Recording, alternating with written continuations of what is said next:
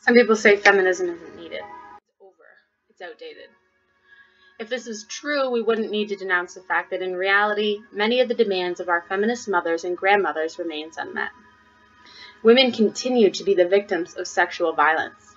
Our communities are haunted by the silence after these assaults.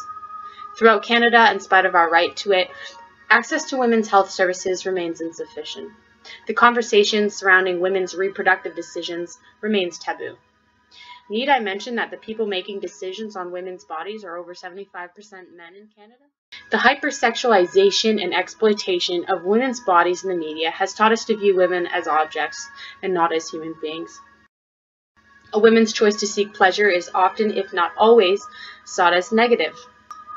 Our identities are eroded as the time we're taught from children through television and magazines and radio and toy companies that how we should look, dress, act, and speak is predetermined by our gender. Violence against women is normalized. Sexual abuse eroticized. In reality, women still represent the majority of the underprivileged.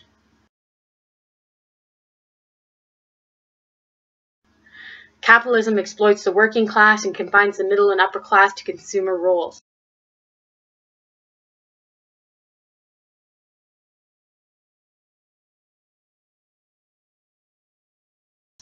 We're told that equality has been reached, but the wage gap persists. We lack reasonably affordable and accessible childcare. Women remain underpaid, underappreciated, undervalued, and especially in the workforce.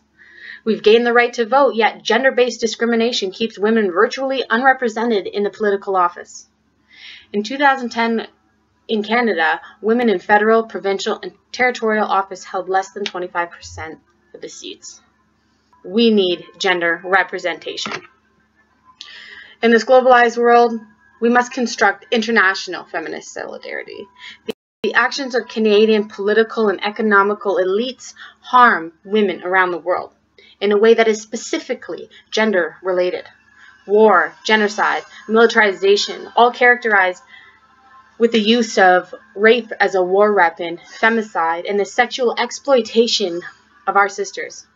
Thousands of our sisters internationally. Free trade contributes to women's increasing social, economic, and cultural insecurities. In response to Canadian imperialism, we will globalize our feminist solidarity. In this so-called post-feminist world, our roles in society are still defined as traditional views on gender.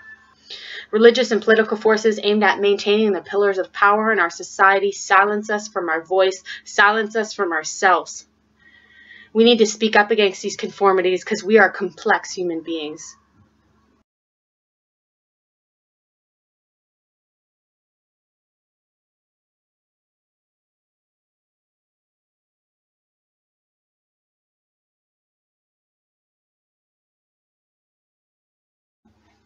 So feminism doesn't really have a universal definition per se. It changes from person to person.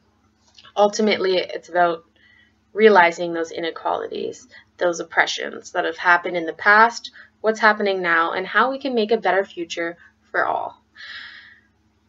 In this video, I touched on a few things that I think are prominent in today's feminism. Maybe you don't agree with all the things I put on there, but all I know for certain is when you take a look at the bigger picture, you take a look at the globalized world, and you can see how feminism is needed today. So see how you can help out in any way you can. Maybe you can in your hometown, maybe you can internationally. This March 8th, 2015, I challenge you. Post a picture, write a caption, spark up some conversations, write a blog, write a letter to your MP, write a letter to your mom, your grandmother. Learn more about this topic. You might learn a lot about someone you didn't know, or you might change someone's life. Never underestimate the power of a small group of people to change the world.